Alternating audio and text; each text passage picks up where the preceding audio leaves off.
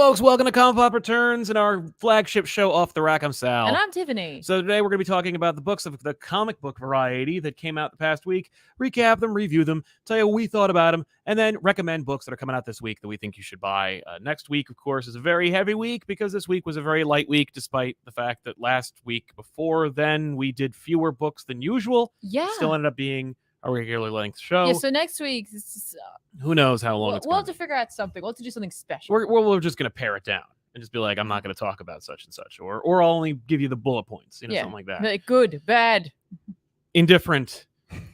So before we do a little bit of house cleaning, first of all, of course, if you are watching today's show live, you can sponsor today's episode by using Super Chats, ask a question or comment, and we'll read it here on the program.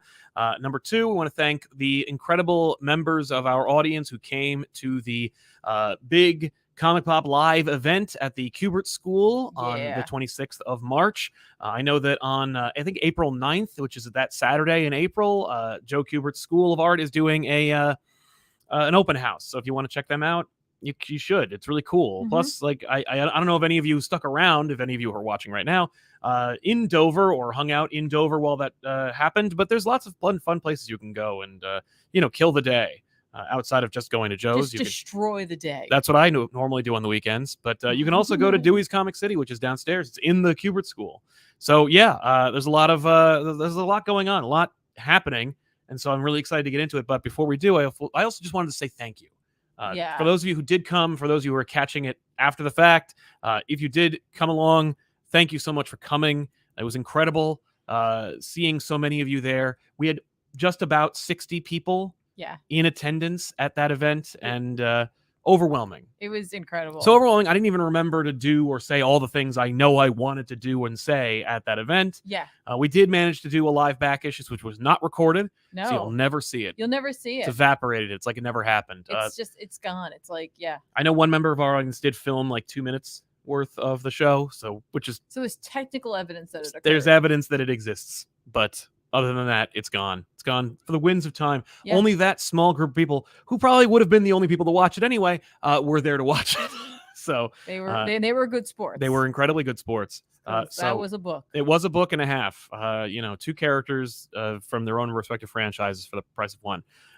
Also, want to thank the Kubert School for hosting us.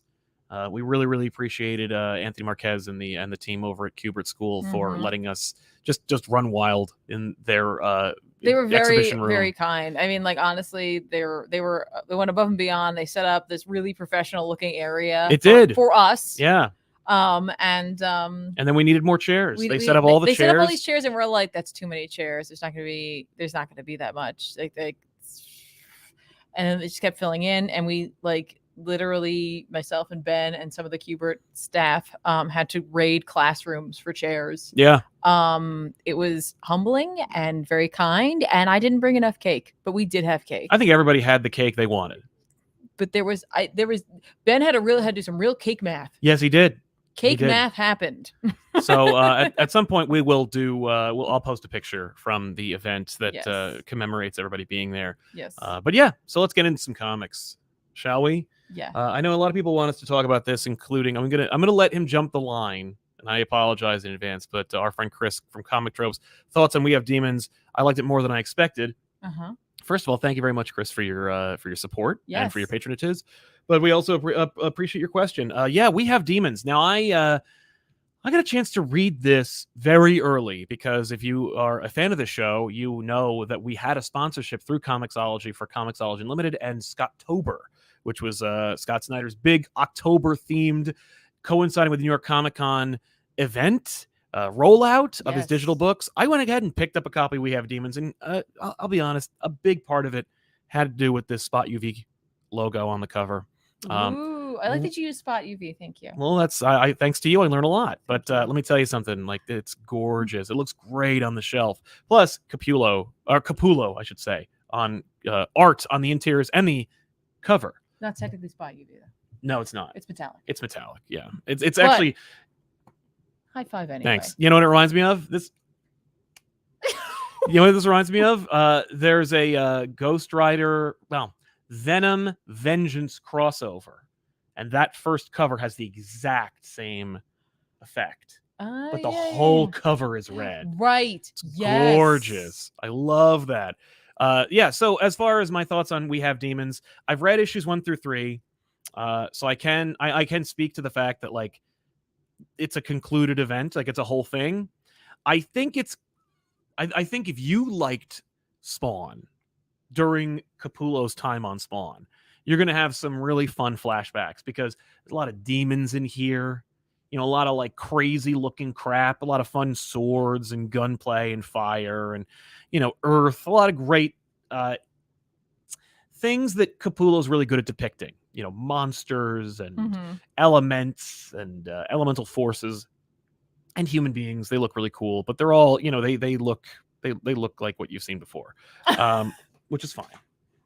This book's just not gonna last. No, but the first issue is very long, which I think each issue is like I think double length, which is great.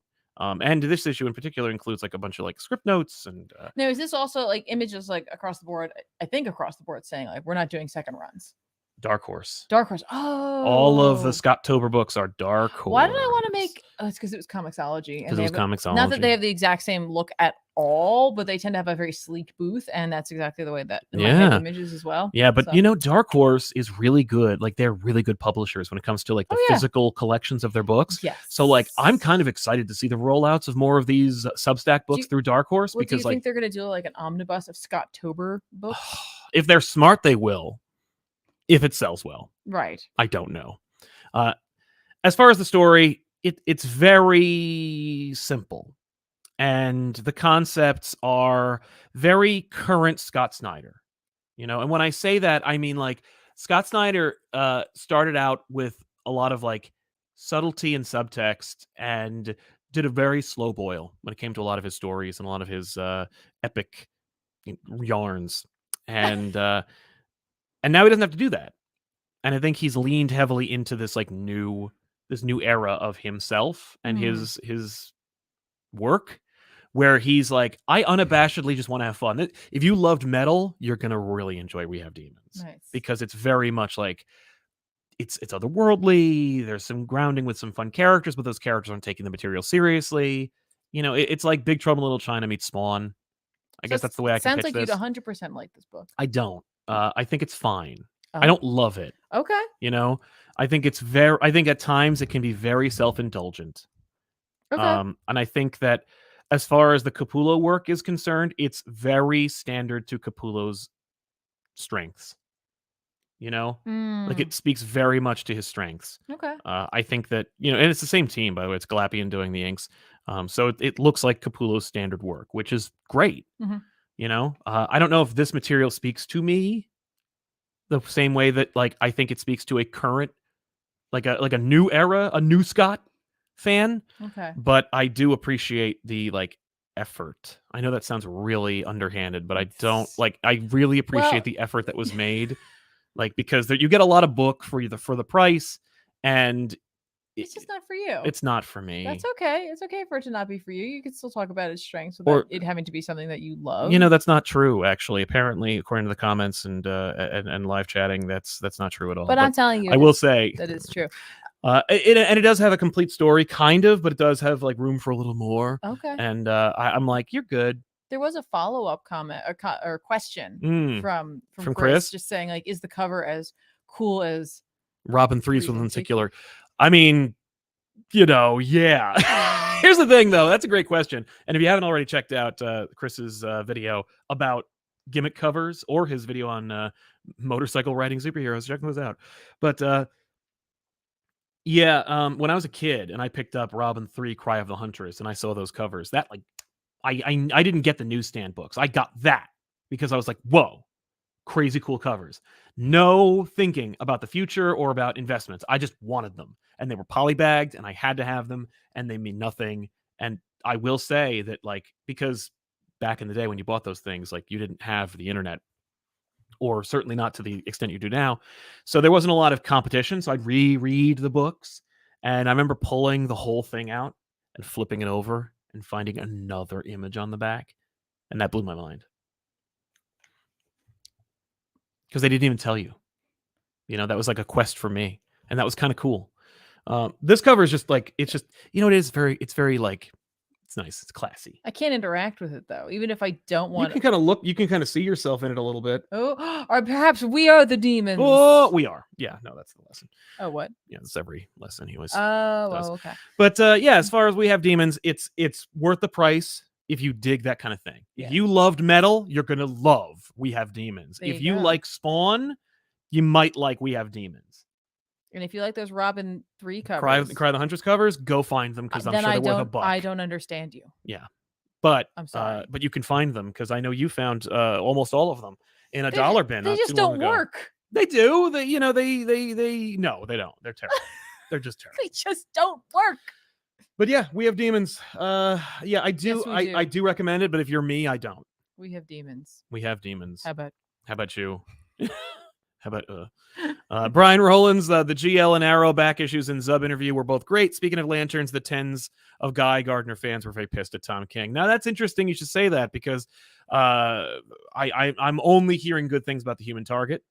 People love this book, myself included. I love this book, and I know that like I ran into a fan at our event, and they said they didn't like this issue. I can imagine a lot of people not liking this issue because of what it's doing and where it's heading. Sexy pinups. I loved this issue, like I love every issue. This is, of course, the issue right before the break. We're taking a year-long hiatus until we can do the next six issues. That'll give me an opportunity to actually catch up. Exactly, but the reality is, like, and it's funny. You hear King talk about it, where he's like, Smallwood wanted to finish it. He didn't want any fill-in artists, and I'm like, good. It doesn't matter. It's set in the past or in an alternate reality. Who cares? So like that. Okay, here's what always baffles me. Yeah. About like a publishing line, and again, I don't have that experience, so I really can't say for sure. Yeah. But like, I do have other experiences with deadlines and working with creatives Uh-huh. in general. But like, why would you launch a book when you weren't done with it? When an artist is doing everything on the book, yeah. Colors, inks, pencils, yes. you need to give way more lead time than you could possibly imagine. Yes. We like to call it the doomsday clock effect. Don't announce your line-wide publishing house universe-changing event if the artist is going to take a year to finish halfway through the book. Yeah, because it's fine. Like, it's not a big deal, you know. Like, but this book should be consistent throughout. I think it is. No, I'm just saying. Like, but like it deserves to be. Yeah, and like, you know, maybe his experience working with other artists was a little different. Like, you know, with a Finch or I was gonna say with Bilkis, like, yeah, you know, she's Evely, yeah. Yeah, I think she's kind of like a machine, but she wasn't doing everything. No, on her pages. On Supergirl, Woman of Tomorrow. Yeah, and then like on Mr. Miracle, on Strange Adventures, you had two artists working in tandem. Yeah, and so like the weight was lifted a little from there. Mr. Miracle? Well, an artist. Mitch, yeah. Yeah, but like again, just different, you know, approach to it. But like I just feel like you gotta anticipate. Yeah. You gotta anticipate that, like, you know, art of this quality needs to take the time it needs. So are you dinging them for not planning well, or are you just telling everybody to slow down and not complain about the delay? Probably both. That's what it sounds like. I think I'm doing a dual comment here. I think so, yeah. Like, shame on you for making us wait a year for 6 more issues. No, well, yeah, well, shame on you for not like anticipating that like Smallwood might need more time, especially as you're progressing into like a King story where it's going to obviously become a little more entwined. And there's going to be a little bit more to it going on. Just knowing King's stories. Yeah. And that like the artists tend to get like attached. You know what I mean? Like he's in the middle of. Well, they should. Project. These are the creators of the book. Yeah, absolutely. You know, it'd be like if halfway through the movie we're going to change the director of photography. Yeah, you don't want to do that. Like Batman Catwoman, where that book will be in a hardcover, it'll be an oversized, it'll be in a paperback, and forever people will go, why did it completely and drastically change for 3 random issues? But then, like, you know, when I was talking to somebody, like, they were like struggling with the idea that it's like, so do I buy the individual hardcovers? Because I kind of want to have the full one. I'm like, they're probably going to make a full one. They will make a full one. And I'm like, so as long as you're okay with just waiting to get that hardcover, that like full set. Yeah, and like in 2 months, you'll get a hardcover and a softback of the first 6 issues. And in a year, you will be able to read the next 6 issues. Yeah. And they're still going to put them out once a month, you know. It's not like it's going to take a year for Greg Smallwood to draw it, and then they're just going to drop all 6 issues like Netflix style. They're going to take another. So it's going to be a year and a half before you are finished with Human Target. And if you are done, and by the way, after that year and a half, then you will get another volume with the next 6 issues. Sure. Yeah. And after that, you will get a full volume of all 12 issues. Mhm. Ugh. This page with the credits Is amazing. is like better. You're like better than it deserves. I was gonna say that, but then I was like, it sounds like I'm saying it's better than Tom King deserves, because it's not. It's not. No, but like you first should of all, look at every single color credits palette. page. Second of all, the DC Comics Presents, I've seen that font before. It is a sexy font and I like it quite a bit. The actual layout of the credits themselves, screw you. That's freaking brilliant. Plus the actual like name of this particular issue. Get bent, Greg Smallwood. And how great you are. Genius. Yeah. Yeah. Well, all right. Some of that probably. That might be the lettering. I was gonna say, I don't know if he's doing the lettering. I do want to. I bet he is. I don't. Let's find out. Let's just find out. I bet he's I bet he lettered that. No, Clayton Cowles. Okay. Oh, Clayton Coles? Cowles. I always pronounce it Coles. Oh, I think it's a W. Yeah. Yeah. Whatever. Yeah. Whichever it is. Clayton Cowles is screw you the both. best. Yeah. For your genius. What happens in this? Guy Gardner dies. They kill him. What?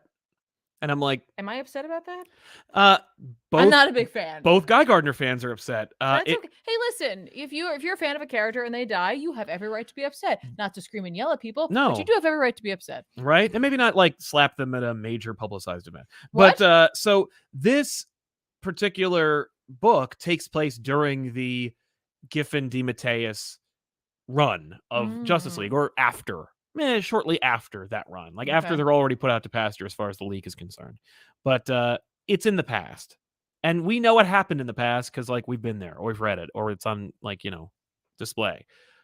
So I think that there's more to this than meets the eye, like it always is. But this is the first issue where I read this and I went, Christopher Chance is an impersonator, and like knows people who can change their body density and atoms at will. So I wouldn't assume that Guy Gardner is gone for good, or this is some kind of retcon. I don't understand people who get mad at like characters dying. At least wait for the story to be over. In Black Label books. Yeah. It is a Black Label book, so it's okay. Right, like either this is an alternate history, like an Inglourious Bastards of the DC universe, or there's more to this than you think. That would be like me being mad at Neil Gaiman for killing Doctor Strange in 1602. Yeah. Spoilers. Right. No, you were upset with, but still appreciated Hickman killing Doctor Strange in Secret Wars. Yeah. But even then, you knew. I knew. He's coming back. Come on. So yeah. Adam Thenhouse says, not really hyped for Moon Knight this week, but I am definitely intrigued. Is there a run you could recommend to better understand and appreciate the character? Keep the lights on. Thank you very much, Adam. Listen, we'll talk about Moon Knight, the show, in a minute, but I will mention, of course, I love the Finch, God, what's his name? Houston run of Moon Knight. So dope. It's crazy looking. It's before Marvel was worried about protecting their IPs, so they were just like, go for it. And they do indeed. And it's pretty awesome. I really love that one. I know that people really love you love the current run. The Jed MacKay one. The Jed MacKay run. Yeah, it's I really honestly good. do. I think I'm honestly enjoying it quite a bit. And it's something where it's like, I have a cursory knowledge of who Moon Knight is. I have enough knowledge that like I can, I'm like, all right, let me just dip my toes in the water and see what's up. But like McKay's doing a really nice job of being like, hey, here's a bit about Moon Knight. And let's just go, and you're not gonna feel like you're in the deep end, right, or drowning. You're gonna be okay. If you want to read that, if you want to read something current, go for that. Exactly. Lemire did a run, right? Lemire did a run. Everyone loves it. And while he's a controversial figure, that Warren Ellis book is insane. It's also completely out of print, and it probably will be for a long time. And that's a real shame because Declan Shalvey does the art. It's incredible. But it's also the beginning of that is the originating of the Mr. Knight look. Right. So like it's up to you if that's something you want to read. I'm sure you might be able to find it. You can find it. Yeah. Oh yeah. Probably for not a lot, or maybe it will. I don't know, because you see a lot of his books in like the dollar bins. It's true. Now. So you read Saga. Let's do this book before it falls on the ground again. It's fine. Here's Saga. I read it. I'm not gonna tell you what happens in it. I know that's every issue, but like, how's it going? How's the saga going? How's the saga going? Again, this was another issue where I felt like this is what I remember Saga feeling like. You know what I mean? There's just really well written exchanges. Like, just there's something about my experience when I read Saga itself where, like, I don't know. It's like I forget I'm reading a comic. I guess I don't know. I don't know. There's just something about the way that Vaughn writes and Staples, puts arts. Well, I didn't want to say it, but puts art to his words. Yes. That like transcends it from a like on paper 2-dimensional medium to like something that is like theater of the mind. And I know that happens for a lot of people with comics, but most of the time I'm not like, I'm just reading the comic. You know what I mean? I'm like, oh, where do I think this is going? Whatever. Like, Saga is literally one of those books where it's like my brain turns off and I just enjoy the story. There you go. And so like I don't spend time trying to figure out what's going to happen. I literally just spend time like reading the conversations and like trying to understand the characters and how they're feeling. And like there is something about that. There's just something away that like the characters that Vaughn has crafted and developed along with Staples' art, that like these characters are more than just paper. Like there's something tangible to them. There's something real about them. You'll run into like I'm not ruining anything by saying this, but like we run into like this random character and like it's just we're having a little bit of a flashback, right? We're gonna have a little flashback to like a few months before this book is taking place, and like we stop by a doctor named the Endwife, right? And it's a wolf lady. It's like a werewolf lady, yeah, right? And like we're not like, oh, what the heck's this character all about? Like immediately you understand the character, like without anyone having to explain anything about this character, you understand it. And like the conversation that she and Alana have is just so meaningful. And it really like got me. Like there's just something beautiful about this conversation between these two adults. Like it was just spectacular. Just so good. There's like, I was worried after the first issue, it didn't quite hit me. Yeah. Also in the back, there's like a lot of great letters in here. So feel free to take a look if you are a fan. Like I don't usually read them, but like in one of them, like the first one is that like he wrote this around Christmas. He's like, when you're reading this will probably be March, and he got COVID. And like, so he had to spend Christmas away from his family. He was traveling. He went to the premiere of The Matrix where he got it. Oh, that was worth it. He said he had a good time, but his family had traveled elsewhere, so he was just stuck at home. And Fiona Staples managed to send him a cake somehow. Aww. And since every business was closed, he had cake for Christmas. That's all he had. That's wow. And I was like, that's so sad. And there's also a great letter here that just like yells at him because he's like, oh, I'm getting a lot of letters now from the fallout of the break. Right. So like, he's like, let's go through it. Let's do it. Yeah. It just feels good. It feels like we're back. And by good, I mean like it's just emotional. It's the quality I expect. Good. So, all right, I'm going to put this over here. All right. Matthew Terlaga, can't stay for the live tab. I wanted to say I checked out Demon Days on Tiffany's recommendation and loved every second of it. Hope that more people discover this series. Yes, I also read that, so I might as well just kind of talk about that real quick. Demon Days by Peach Momoko. A book that like it's so funny because it's like a cohesive story, but always acted as though it was just a number one. Right. Because each of them have a different name attached to it. So like Demon Days, Blood Feud, you know what I mean? Yeah. Demon Days, whatever the others were, right? Mm-hmm. But it's all this one through line of a story about Mariko and these demons or these Oni. And like, it's just a beautiful story. This issue wrapped it up. Oh, wow. Which I was like, oh, but it was so good. It is a beautiful book. I love looking at Peach Momoko's artwork. Yeah. Absolutely. I really like the story she told in this. Like, I really enjoy established universes, whether it be Marvel or DC, and then it's like, but let's put it someplace else and let's just turn it on its ear. Yeah. You know what I mean? And like, I really, really enjoy that because like it gives you an opportunity if you're new to things to be on like the same foothold as people who are not. But if you are someone who knows a bit about the universe and the characters, like you get some of the references, or you're like, oh my gosh, is it going to be this or is it going to be that? Like there's something rewarding about that as well. Yeah. Additionally, there's a very, very exciting last page to this issue, which just says Peach Momoko's reimagining of the Marvel Universe will be expanding this summer. Oh! And I was like, That's a great idea. What a good idea to put that into an issue to just like when it says James Bond will return Yeah, at the end like, of a movie. I'm hyped. I was really like, oh, we're not gonna get much more of this. But like, I And way to own it. Like, don't put that on friggin' Twitter or something like that. Like, I'm put sure that they in did, the book. but like, I loved it at the end of this book. I was like, that's so smart. I absolutely freaking loved it. Yeah. Just a fun like ride. I can't wait for it to be collected. And I highly recommend it. If you slept on this book, wait till it's collected at this point. Yeah, Go grab it. because you won't know what order to put it in. For sure. But check it out. It's worth a read for absolutely. I also just want to like mention this because I thought it was so interesting because like for a lot of people, Peach Momoko is just like the variant cover cover artist, yeah. Like she's all over the place doing beautiful, beautiful variant covers.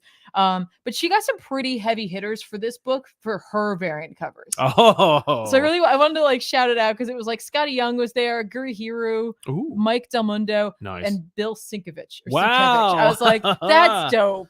That's That is really so cool. dope. I really, really enjoyed that. Yeah, I hope it's because they like her work and they're like, oh, I want to do one. Yeah, I hope so. I hope so. I hope that like in the trade we get to see the variants from other artists as well. I think you usually do, so that makes sense. So that would be really sweet, especially just with her history of doing variant covers herself. But I can't wait to see what she has for the rest of the Marvel universe. Yeah. Yeah, looking forward to it. Nice. Really enjoyed this. Comics Lamar, any interest in doing back issues on Ta-Nehisi Coates' Intergalactic Empire of Wakanda run? I would love to see more Black Panther content. Love and respect. Thanks, man. I will say I'm not as familiar with Coates' run. I'm not a huge Black Panther fan. I appreciate his books, but every time I read them, I'm like, okay.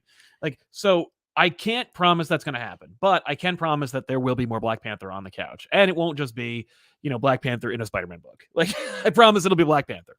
For me, I always find, and like this is like there are just some characters on both sides of the fence that like just have so much like rich history and lore that like seems to carry over from run to run, which I don't think is true. Like I'm sure it's like there are some runs you could just jump into, yeah. But it just seems like you have to like it just feels like there's a lot. And I'm like, yeah. Okay, because like it's a whole country and like there's history and you know what I mean. I'm like, it's like where you start. Sometimes it feels overwhelming, even if it's obviously even not. If it isn't. Like, and yet like like. I think my experience taking on the X-Men, I'd be more willing to give it a shot now where it's like you can get into some of these books that give you that feeling. Even if it's not accurate. Some characters and stories just give you that feeling and you're like, well, especially because the Intergalactic Empire of Wakanda, like that's a very specific time in his history. It's a lot. Static Nova, just want to say thank you for getting me into comics. Went from knowing the bare minimum to buying weekly because of you guys. That's really nice. Hey, cool. Check it out. All right. Thanks. What? Oh, I'm sorry. Go ahead. I was reading another comment. I read it already. Oh.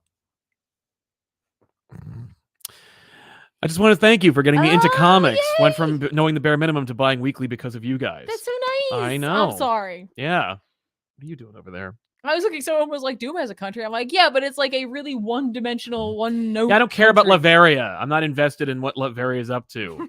I don't need to know that. Sol Moretti, the live show is super fun. Hopefully more in the future. # nightmare metaphor shark. Yes. What's he talking about? You'll never know. I'm sorry. That shark is a metaphor. Ethan and I literally couldn't let it go. We just could not get over that. I feel very unsatisfied by that book. It's a very unsatisfying book. Because none of the shark things ended up ever happening. They didn't. We came up with so many shark ideas. I know, and none of them came to pass. Happened. Sucks. Ray Farr, hey Silent Tev, I'm just wondering if you both have any obscure favorite characters that you'd love to see get more love. I want to see Beta Ray Bill. Yeah, Beta Ray Bill, now that he's gotten his own book from D-Dubs, you're good. Like, but doesn't mean you don't want to see more. No, I do want to see more, but I'm saying like now I would hope that Beta Ray Bill is a little less obscure than he used to be. Certainly less of a horse Thor than he used to be. Yeah, there aren't really too many obscure characters that I hope get more, because even everyone gets their day in the sun. Like I used to say Max, but like Max got a Batman crossover that nobody asked for that took a year to make or over a year to make, and it was just like, okay, that's that. Like, I don't know. I think right now I could say, but like I don't know if I have to worry about it because I think it might end up happening anyway. But I would love to see a return of like Rintrah and like that era. I think you will. Like possibly like because like Rintrah to me, like I pair him up immediately with Topaz, which is like this other like side character for Doctor Strange. Yeah. Who had this whole long thing about getting part of her soul back. Yeah. Like, kind of cool. You can't do that again necessarily, but like I'm like, that's why I'm like, I kind of want that. You know, like Rinsha is like such an interesting character, and like he's kind of a dope, and he's just a good guy. He's got a good heart. Mm-hmm. I don't know. Bring him back. Ekuzodia. Hey guys, I made the very poor decision to purchase all the issues of Warrior from my comic store's dollar bin. Wish me luck as I prepare to get folked. Yeah, good and folked. You listen, if you're gonna read The Warrior, you have to have a minimum of 50% folkege before you go into it. That's right. If you have at least 100, you might make it, but 50, really, you're pushing it there. Yeah. Good luck. You got to be good and folked. Yeah, and the Christmas issue isn't really an issue, so you won't have to worry about. So you're okay there. You get a little break, and maybe you'll have some more time to get folked. Yeah, boy, Chips Ahoy. Any opinions on Power Rangers versus Godzilla? I wanted to like the writing, but the art is so nice. It's 290s Mega Muscle, which works for Godzilla, but not for the Rangers. I didn't read it, but I did hear about it, and I saw the image of Godzilla and the Dragon Zord, and that was awesome. But again, I didn't read the issue. I'm not as big a fan of either Power Rangers or Godzilla, so it's like put them together, and it doesn't. Those 50s don't make 100, as far as I'm concerned. But I will probably check it out just out of morbid curiosity. Okay. And Deadpool says, "I love your channel, and you got me back in Thomas." Well, thank you, Deadpool. I'm glad that we could do that for you. Yeah. Make sure to mention that in the next Marvel movie. Aline Adkins. Someone mentioned Sleepwalker's time to shine. I agree, man. But like, they're never going to do that. We talked about this recently. Yes. I don't remember where I was. I don't remember what show I was on, but I mentioned that they would be really cool to see like a Vertigo-esque take. I was with Zub. It was on our episode of Elseworlds Exchange where Jim Zub came on, which you should watch, by the way. It's a really fun show. Mm-hmm. Even if you don't care about Thunderbolts, like Jim Zub is a font of information, and he's a really fun guy, and he deserves your attention. But we talked about that where I was like, Sleepwalker, man, they should do like a Vertigo-esque take on Sleepwalker. And he's like, Vertigo's DC, and I'm like, Vertigo don't exist, Zub. I'm not talking about that. I'm using it as a use of how to approach it. But yeah, I think that a Vertigo reimagining of Sleepwalker would be freaking nuts. And Tiffany would be the person to write it. So yeah, Aline Adkins, I need to thank you too for turning me on to Dark Ages and Stray Dogs. I really like Dark Ages and love Stray Dogs. Also do the Red Hulk Thunderbolts back issues. We will probably do at least 2 Thunderbolts. You can expect the Busick of Thunderbolts one day, and maybe the red one, which I think is that one. I didn't realize we recommended Stray Dogs, but I did read it and I did enjoy it well enough. So glad we could get you into it. But yeah, and Dark Ages is really fun. Dark Ages is a lot of fun. I know. What else you got? Okay. Hang on.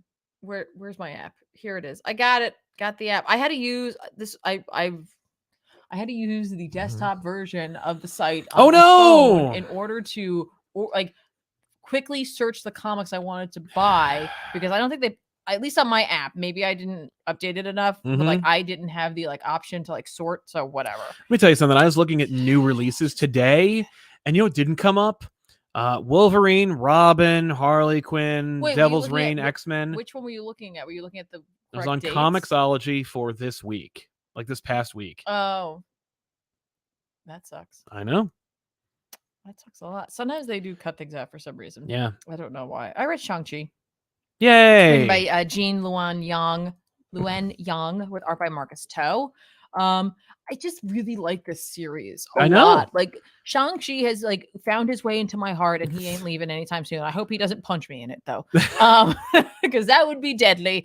No, he's I love him. He's really great. Yeah. I'm gonna have that Iron Fist book came out. I'm gonna give that book another shot, but I gotta tell you right now, Shang-Chi is where it's at. Yeah, that's your kung fu fix right here. That is definitely it.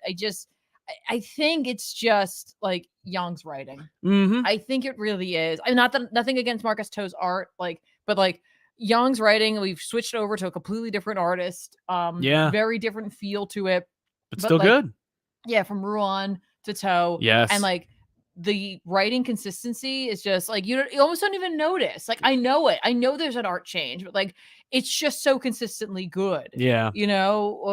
I love the dialogue for each of the characters. I think he does a really good job of capturing them.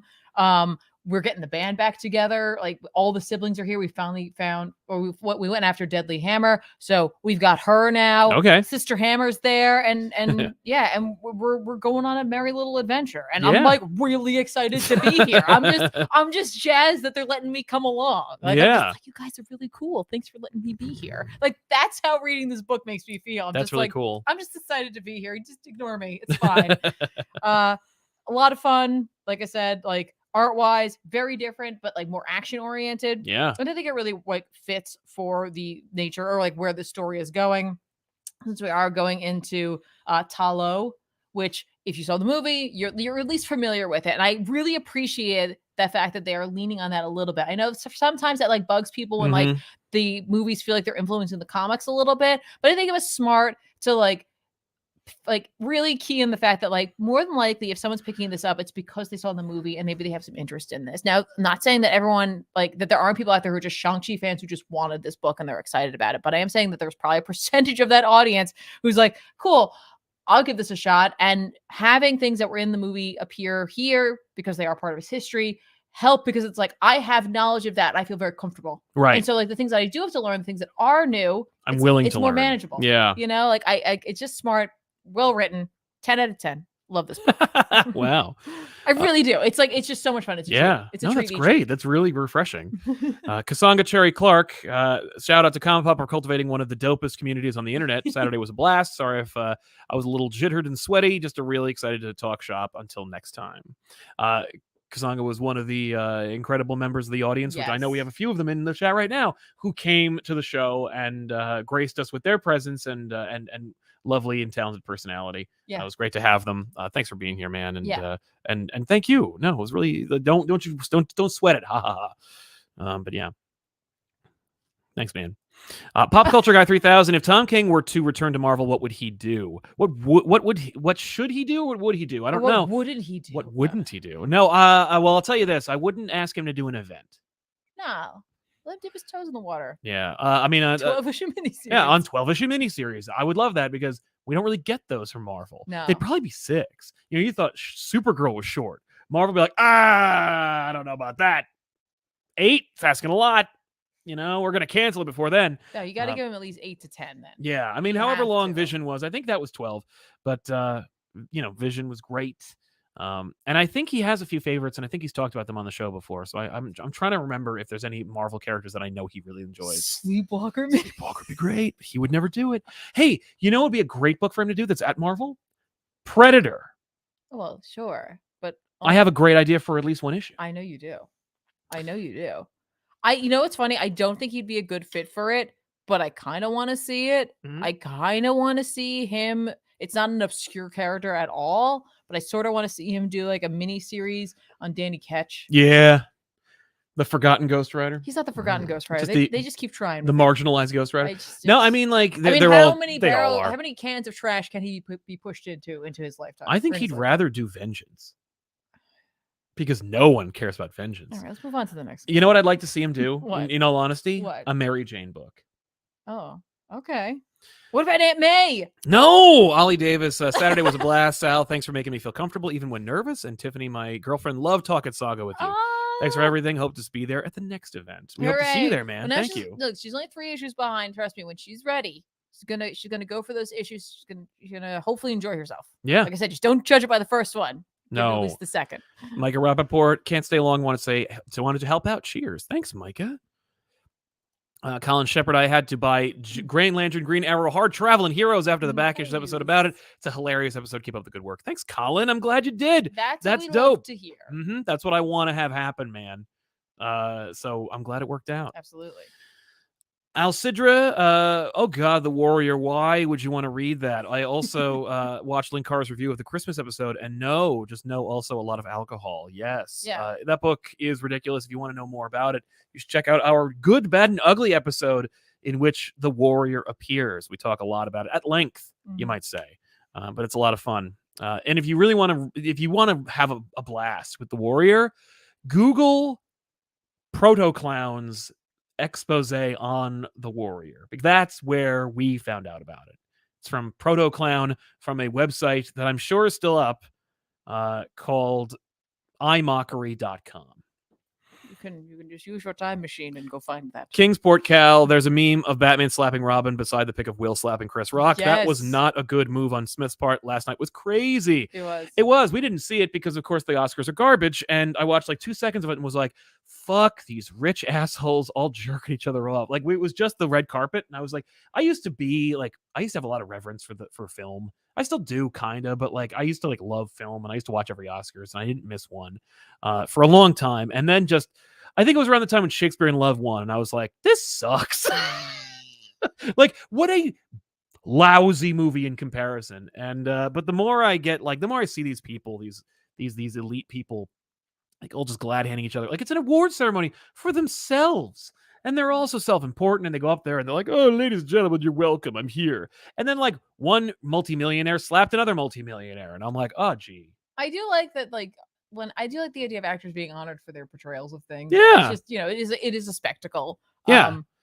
Well, but then they want people, and then they're also like, "Oh, I'm chasing the ratings." Like nobody watches nobody watches them all congratulating themselves. That's weird. Listen, that what happened was not good for anybody in that. No, it's like, not. I get it, like, you know what I mean. Like that's like Rock's comedy, but like I don't know. Like, it's Rock's comedy today. He's funnier than that. I don't like, I personally, this is a personal opinion. I just don't like giving somebody a hard time about like their appearance or a disease that they might. That's the thing. He probably didn't know, but at the same time, like, you might want to suspect, or like it was such a weak joke at the expense of that situation where it's like, hey, a woman who's bald, let me just skip over that one. Yeah, like, and I don't like. Then again, I'm not also saying like that justifies the reaction. That justifies no, abuse. I'm not saying that either. I'm just saying like no, but it was not good for anybody. No, and the only thing that would have been acceptable to me was a full-on, Uncle Phil throwing Jazzy Jeff out the front door. Yes, that's homage. how you know it would have been staged. Is if that Happy walks up to him and then it just cuts to Chris Rock being thrown out of the mansion in Bel Air. That's all I got. But yeah, Young Goku 9000, Red Robin, so much for Alfred coming back. Lol, new X book starting this week, and I found myself getting back excited again. Very excited for Murphyverse coming back this week. And RK says Action Comics has been amazing, even if it hasn't been marketed as it deserves. Though, where do you guys think Midnighter and Apollo should go after? I have no idea because I'm not reading the book. I have no interest in what they're doing, and I don't enjoy it, so I'm not reading it. Okay. So getting into the other books, this is one of my second to last book that I read this week. Okay. Venom Lethal Protector #1 from David Michelinie. Whoa, wait, is it 1994 again? It might as well be. By the way, can I just say really quick, I hate these #1s that Marvel does. So uninspired. A box around the #1. I knew that was coming. So crappy. I get that it's a #1, but it's just like there's no artistry, there's no effort. It's zero effort. It's like you look at DC and how they actually tried to like come up with a thing, like a scheme for their top But left. they don't always do that. Yeah, they do. All the DC books except for Black Label have like a plan. No, I meant this. No, Marvel only does this for #1s. No, not every #1. Most #1s. Yeah, well, there's still a giant one. They didn't put a box around it. That's the only difference. But they want you to see the #1. I know, but like nobody gives a shit anymore. It's so uninspired. It's just such an obvious thing. Like it's the logo you see at the movies and a 1. Like no artistry, no effort. Anyway, what would you do? I don't know. I'm not a fucking artist. Okay. I just didn't know if you had a plan. I'd hire someone who really knows what they're doing and figure it out like DC did. Okay. That being said, this issue is it's funny because it takes place like in continuity. You can fit it right into your back issues. No pun intended, but Michelinie's back on the character. #1, I love this cover. It's such a classic image of Venom, but so reserved. Because Venom went from how McFarlane drew him in the beginning. He had like regular teeth. He had like molars. Like, he didn't have sharp teeth. Like he ate vegetables. Like it looked like he ate vegetables or could. And then it just, Larson turned it up to 11, gave him like drool and more everything, over exaggerated his features and everything. And I love them.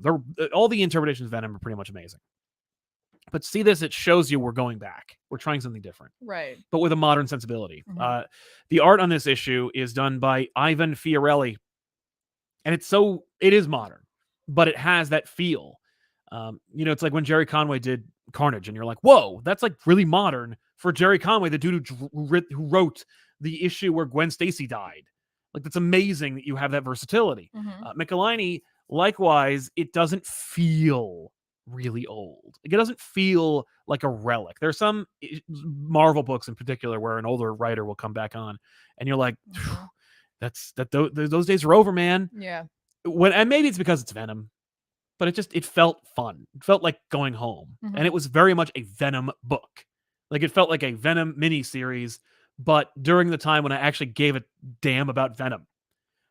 If you're wondering, go look back on Amazing Spider-Man when the Taskmaster invented a squadron of evil Avengers, but they're not really. There's only 3 of them, including Broken Arrow, a Hawkeye analog, and Blood Spider. No effort. No thought going. It's just terrible. But Michelini also has the good sense to put Ambush Bug in this book. So if you are a classic Spider-Man fan, and more importantly, a classic Venom fan, you're going to love this. It's very... It doesn't even feel silly. It doesn't feel like a parody. But it also doesn't feel like it's stuck in the past. It is intrinsically stuck in the past. But it doesn't feel like it's indulging in it. It's just like... It's like a lost issue. It's like, oh, that's kind of fun. How cool that they brought this back. So I dig that. Way to go. Check that out. If you're of a mind. I value that. You know, good for you. Good on you. So what else you got, Tiffany? Let's talk about Task Force Z. Yes. I understand this is your favorite book. You love this book. I don't love this book. I just read this book. I know. In like a way that I don't You might as well love it. I don't understand why I keep reading it, but I do. I don't either.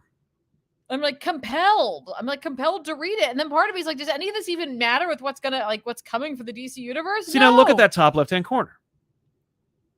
Look at how they've created a shape. There's a design element. Yeah. There's a logo that is interchangeable. You can swap out that logo for the family of books you're reading. Yeah. But and as the publisher's logo. Here's the difference. I'd rather a crappy logo and a stronger story.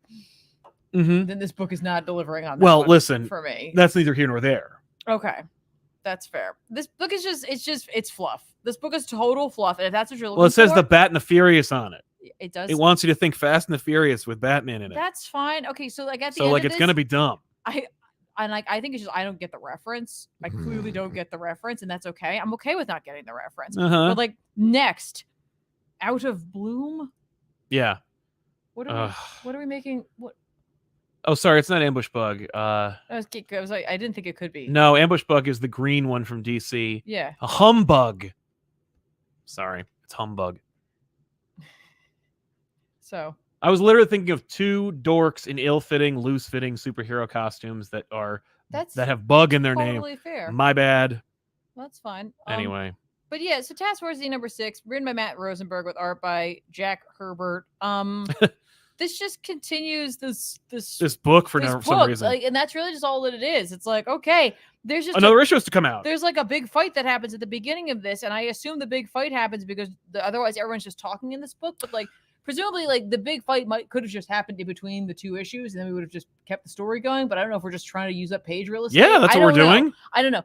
I don't like this issue's gonna be $5. I don't like being so like about books because usually it's like, you know, I try to read things that I'm really enjoying. Exactly. Right? And then the rest really you don't. Yeah. Try to do that. But like for this, for some reason, I'm just gonna keep checking this out because there's something about Mr. Bloom that I really like, and he's in this and he's now a driving like antagonist behind this book now. But I'm like, I wish it wasn't this book that he was in. Right. I wish someone who actually liked or was excited about Mr. Bloom or had a Mr. Bloom pitch was doing something with him. Additionally, Batman shows up in this book. Well, good. We gotta get some friggin' Bat cash into this book. Right.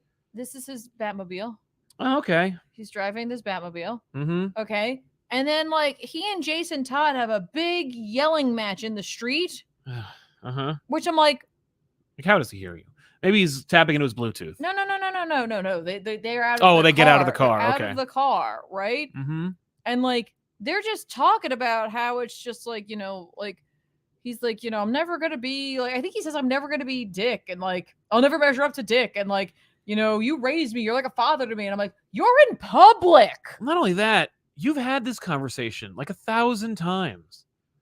Like, what do we need to do this again for? But yeah, costumes, secret identities. Come on. You can do this at the cave. You have a key. Yeah. Now I know everyone knows that Jason Todd is the Red Hood, at least of the villains who are working with him. Right. But you're also like in straight up public. Well, are they within earshot? Are they right next to him? The public or the villains? The villains. Oh, everybody's in earshot. Oh, well, then they would know. Like, I'm just like, Well, Bane knows who he is. Well, that's what I'm saying. Man Like, Bat no, knows they all who know he who is. he is, right? Yeah. But like, No, I'm saying they know who Batman is. Bane knows that Bruce Wayne's Batman. yes, but he's dead now, so he made. But like, Two-Face is there. Oh, well, Two-Face may or may not know, depending on who's writing him. That's fair. But like the public, there's Yeah, like clearly there were there's people people around there. the street. And I'm like, this is so weird because I'm trying to like orient myself in the space. I don't know. It's really not a big deal. Don't try. It was just like, why is Batman even here? Batman's here. They have a fight, Mm-hmm. and then he just lets them do whatever they're gonna do. Well, that sounds. And it turns right. out it's all Mr. Bloom. What do you mean it's all Mr. Bloom? Mr. Bloom's behind like everything that's happening. Yeah, okay. Because he was like mad about something. Because they used Resurrection Man to create the Lazarus formula. Oh, okay. Resurrection Man. Yeah. Okay, then maybe Batman will have Alfred come back. I don't know. Bring back Alfred. You're wasting time. Nobody cares. Who cares? But that I read this. That's all I can say about this book. That's fair. Sorry. Yeah. I think I got to get off this train. Yeah.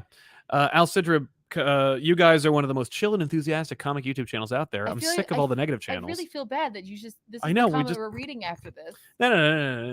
It's just one. It's one. They are just. I hate all the negative channels. They're fueled by hate and drama, and it's exhausting. Oh no! And like, there's no hate or drama. No, we're not trying to do that. This is a dislike. Like I'm just like. This is. No, he's not talking about you. I know. I'm just saying. Like I don't want to be like only like I want to give you my true opinion. Yeah. But I don't want to like hate on it because it's like this is just not for me. Exactly. This book's just not for me. I don't and like I can't imagine what the point of this story is going to be. That's really what I'm struggling with. Like what?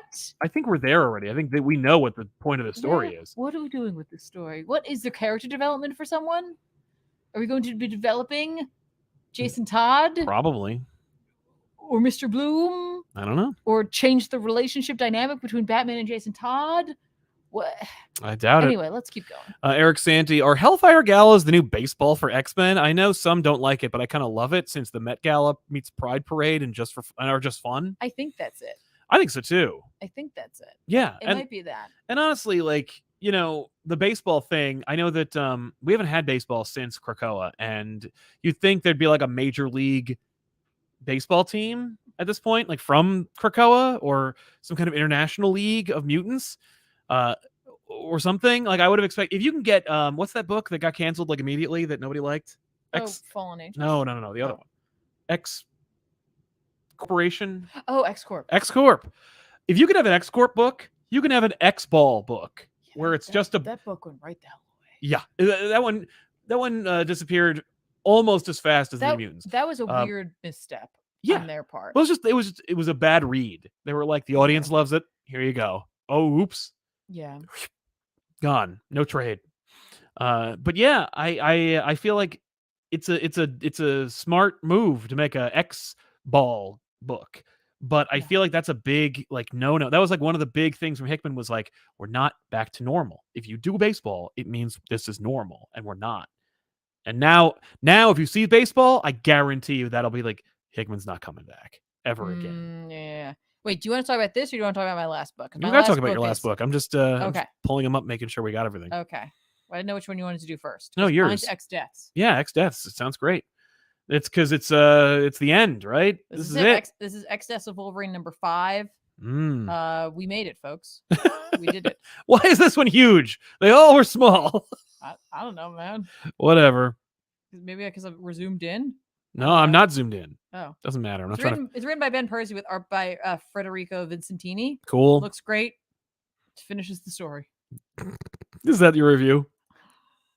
So, it is finished. This is okay. So basically, Wolverine from the future is taken over by the Phalanx. Yep. Moira, upon him stabbing Moira blasts him with Forge's gun, which takes away his healing factor, which is the only thing that was keeping the Phalanx at bay. Okay. So he's completely taken over by the Phalanx. Oh. And like he's trying to like communicate, like you have to stop me. So like the Wolverine kids are trying desperately to like stop him as Wolverine, who's just gotten off of X Lives, is trying to like get to the fight. He gets there and he's like, you guys got to let me do this because it's like, you can't. Only I know how to kill myself. No, he's like, I'm tired of you like having to take on my problems or like have to sacrifice for me. He's like, you stay out of this. And so like, it's just Wolverine versus Wolverine. Basically. until Sage shows up with the Cerebro sword because she's a living computer. She's able to hack Hey, it. the Cerebro sword. Yeah, which just came back because of X Lives of Wolverine, thus making me again feel like if you're going to read X Deaths, you may need to check out X Lives. So, but you got it. I'm sure you can figure it out. Yeah. Whereas the other ones, I don't feel like you. I think you could read Lives without Deaths personally. But like she hacks it so that it'll make the phalanx virus inert. Is that what that does? She makes it so that because she's a living computer, so she like All right, changes it. You know what I mean? Like on her way to bring it there. She uses quantum technology. There we go. Nobody says that. Nobody says that, but Good. that's the But we get equivalent of it. Because they realize it's going for one of the cradles, which has one of the Cerebros in it. Because it's like the phalanx is like an entity, but it's also it's a disease. It's a virus, so it wants to spread. Yeah. So it wants to do its thing. So what's the best way it could do it is to try to get into Cerebro. Yeah.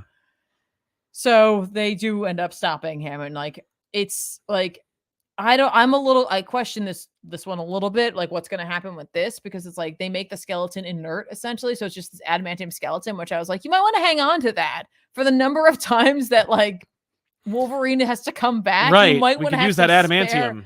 No, Krakoa just swallows it. Oh, okay. I'm like, is all the phalanx gonna do it? Right? I don't know. They don't care. Question mark? Yeah. And we see Moira like in her like exosuit, like dying as she like we see each of her like lives up to this point, like the end of her lives. Oh. And I was like, oh, okay.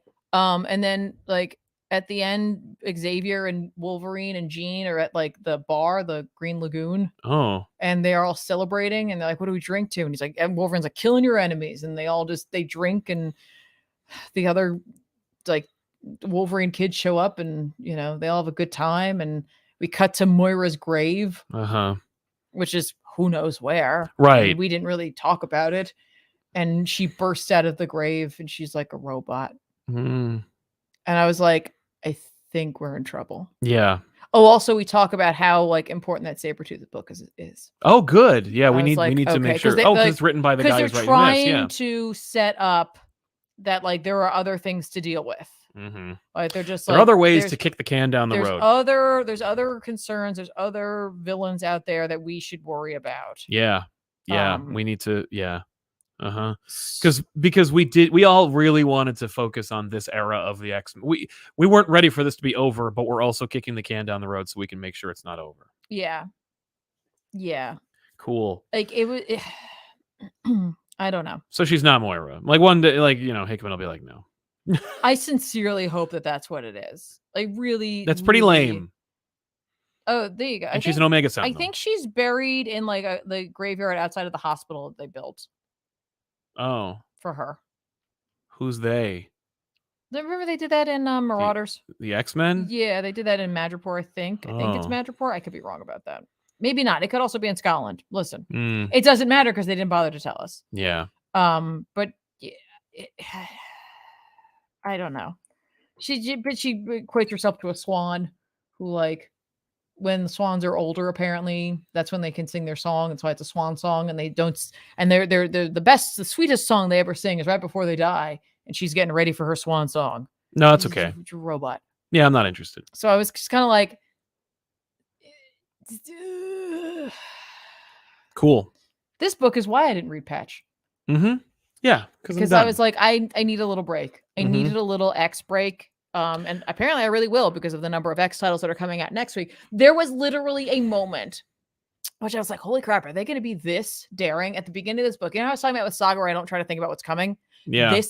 I was thinking about what's coming a little bit. Yeah. So I started reading the book. I got like 1 or 2 pages in and I was like, oh my God, are they going to actually I think it was when I saw like the lives. I was like, are they going to let her die? Right. And then that's why all of the new titles are like the old titles, but they're different. And that it's like, this is Krakoa up to the point that we were at basically, but with some minor differences. Right. And these like this is the new life of Moira X. And I was like, no, that's not what we're doing. No, we're just really disorganized. She's a robot now. Yeah. So I was like, cool. Okay. Oh, okay. Well, I hope it's worth it for the people who are telling these stories. I do too. Eric Gant wants to know where Cassandra Nova is. Do you know? I don't. Me either. Listen, here's what I know. I know that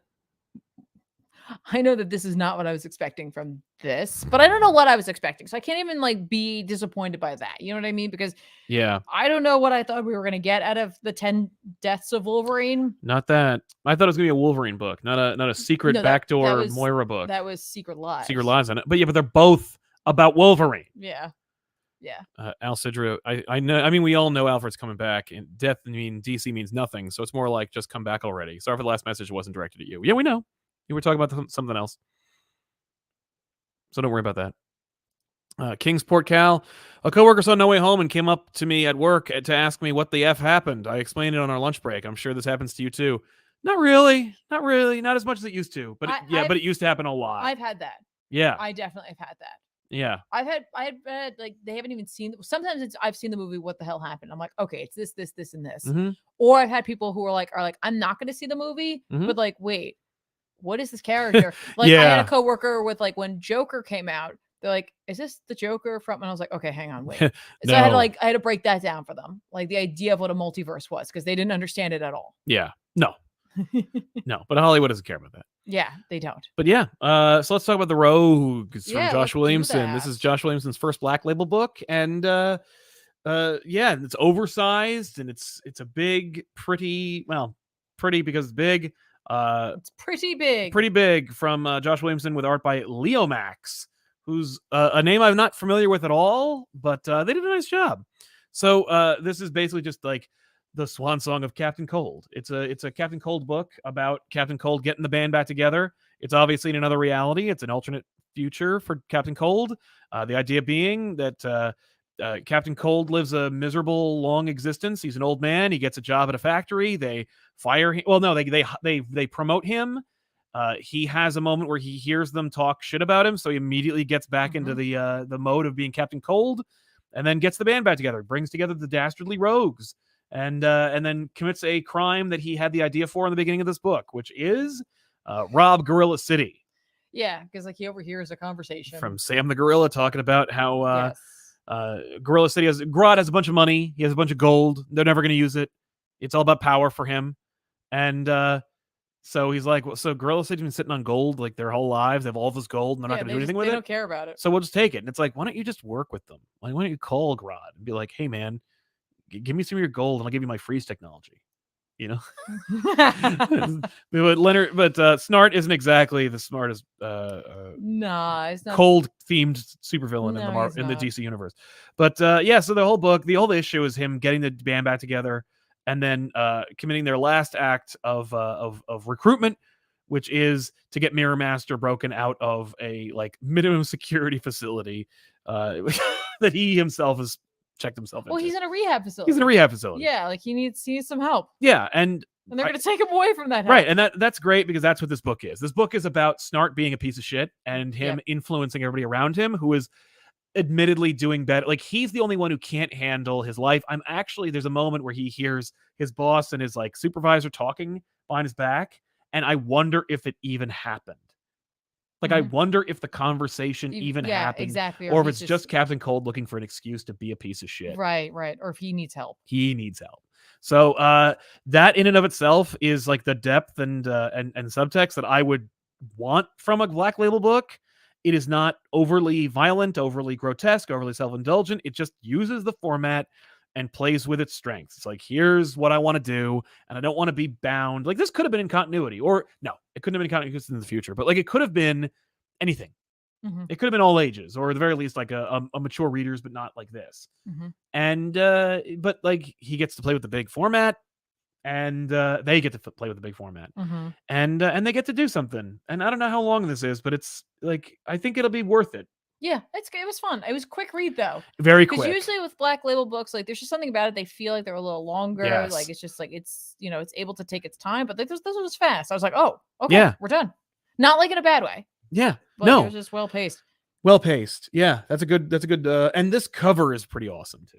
Like, I really like the cover. It really, like what's logo. funny? I got to tell you, it does not 100% for me depict what you're getting out of this book. No. So I kind of had a problem with that. Yeah, like, the cover's a lie. It's not like even quite themed the way I'm not even talking like art style. It just doesn't make me feel like what the book is about. No, Not at all. There's so- a variant cover that sells it better. Okay. But I like this cover. Yeah, it's cool cover. Yeah, it's just not, but it's not selling the book. Yes. It's selling the book, but the wrong type of book. I think I have a splinter. Mm, That's what I've been playing with over here. There you go. And it hurts. Well, splinters suck. So you'll have to do something about that. We'll get some tweezers. I'm going to have to do that. Yeah.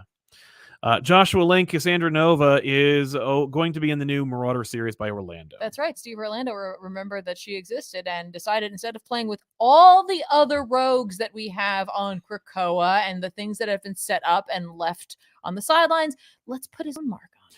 Yeah, that's what everyone here is trying to do. That's And it. we're not going to get a Netflix series unless I get my mark so that I can build my brand and then go to an independent publisher and make my own book. She's going to be a big bad. Yeah. Well, she was. I know, but I'm just saying, like, because we don't have enough big bad possibilities. No. And dangling plot threads. Well, at least none of them are going to bring Apocalypse back. They're yet. never going to do that or deal they with will. Sinister. No, they will. And it'll be thoroughly unsatisfying. Excellent. Mike Morrow, any thoughts on the upcoming Wells run of Spider-Man? I'm hopeful. I'm really hopeful. Is hopeful. Ray Farr, New X, is missing a key part of what makes the X-Men special. Heroes who are hated but still do the right thing and are always compelling, like Spider-Man and the X-Men. See, now, I would say that the current X-Men book itself does a pretty good job of that because, like, not everyone's on board the Krakoa train, but they're doing everything that they can. It's not in the same vein. Mm-hmm. It is a really different feel. 100%. Yeah. Marauders, up until it ran out, like, definitely had that vibe as well. Yeah. They're trying to help Madripoor. They, you know what I mean? Like, they're doing what they can out there. Kitty can't get onto the island in the regular fashion. Like, there are some pockets of that. Yeah. Depending on what part of X you were reading. Because, like, even some of the other books have, like, an older feel, too. Just, like, you know, teams going out there doing whatever. Like, screw up teams, you know? I don't know. Anyway. Thorn Identity. Wait, didn't Jean cure Cassandra in another book? Yeah, not anymore. Yeah, not anymore, man. But yeah, Orlando didn't read that. So yeah, let's talk about some recommendations. Let's sell some books, huh? Let's do it. Hopefully. This week, you can check out Amazing Spider-Man number 93. It's the end of the Beyond era. You're going to watch Ben Reilly fight Peter Parker because you can't not. So here it is. I'm excited because I want to see how it wraps up. So Amazing Spider-Man 93. Effect on the cover. I like when they do blur effects in comics. I remember when it first happened and I was like, whoa! You're like, everything's changed. Nothing will be the same. That's literally it. Yeah. Like I remember modern coloring, and I remember specifically, I think in Batman, Spider-Man, Batman, when they did outlined onomatopoeias. See, this is like what I love about like Sal, honestly. Like, it's just like Sal's brain now, but like even like little Sal, like he'll talk about things when you were a kid that you're like, I was thinking about this, and I was like, and you're like, why? I didn't have those thoughts ever. Like, I still don't even, you know, like you Yeah. just notice different things, and you like. Well, pay so do you. attention to You have a them. very good. You have a keen mind. Hulk number 5 from Donny Cates and Ryan Otley. I'm still reading this book. I know that people are like, F this book, and like, do I like the look of Hulk in his stupid astronaut outfit? No, but I don't think you're supposed to think it's awesome. I think it's just insane, and it's supposed to be. And it's just unapologetically like, what? Every issue I read, I'm like, what the hell was that? And then I buy the next issue. And that's what this book is.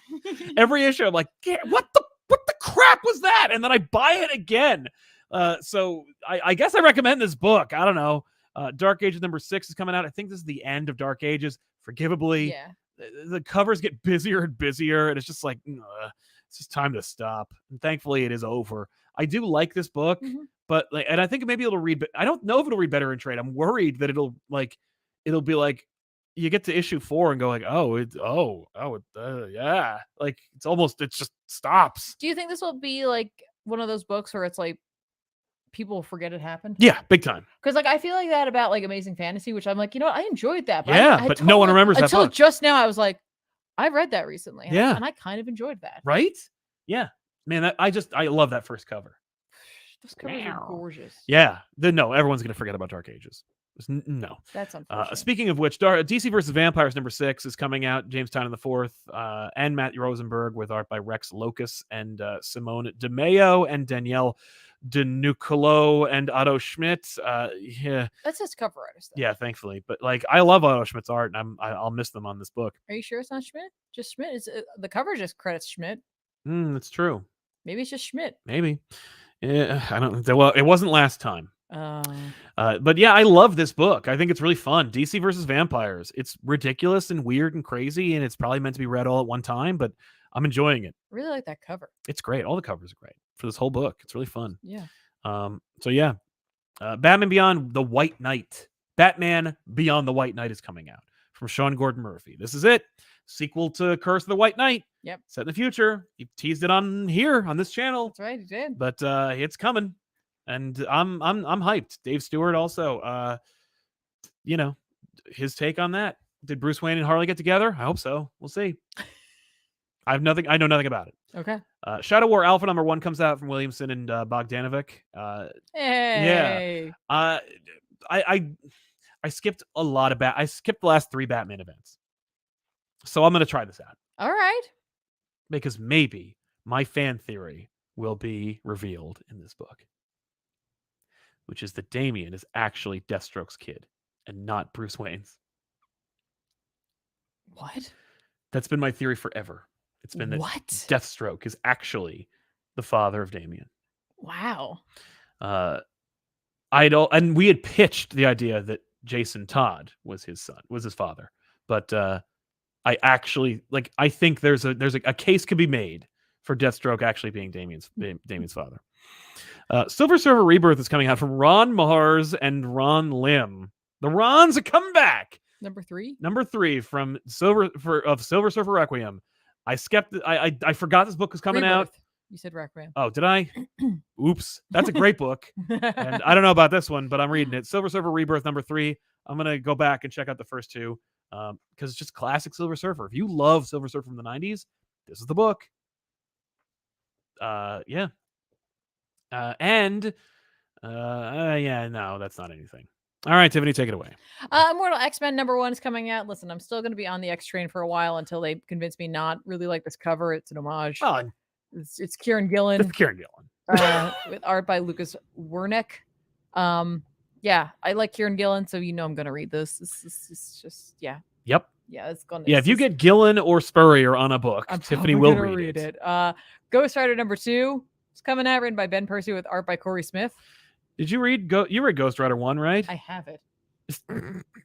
I feel like you would have talked about it already. I haven't. I think it's here. I think it was at home, and I think it's here now. I could be wrong though. Batman 1 Dark Knight #2. I cannot wait to get my hands on this book. It's by Jock. Yeah. It's all it's just Jock. I freaking love this book. Yeah.